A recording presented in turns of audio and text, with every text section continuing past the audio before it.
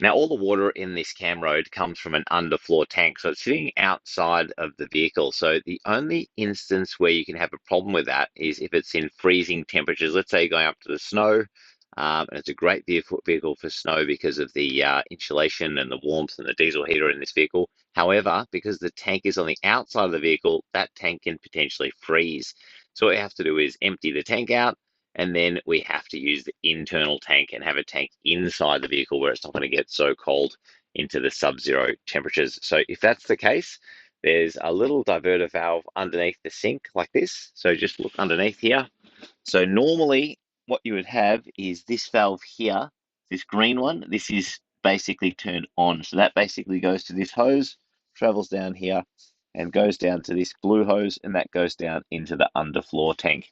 Now what we want to do is turn that off. So the water inlet is no longer getting sucked from the underwater. So it's now in the off position.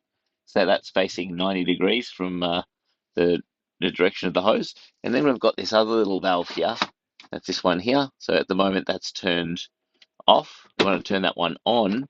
And now what we've got is we've got this filter and this tube. So this suction inlet here, it comes in this tube. We want to basically put this in a bucket or a tank.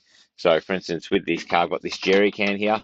I'm going to take off the lid here, and this is something I'd fill up with water, for instance, and then put it in here, and then just drop that into there. So now the water will get sucked in from this tank here and not from the underfloor tank. And because that one's sitting in the cupboard, it's not going to get so cold that it's going to freeze. So that way I can continue to use water even in sub-zero temperatures.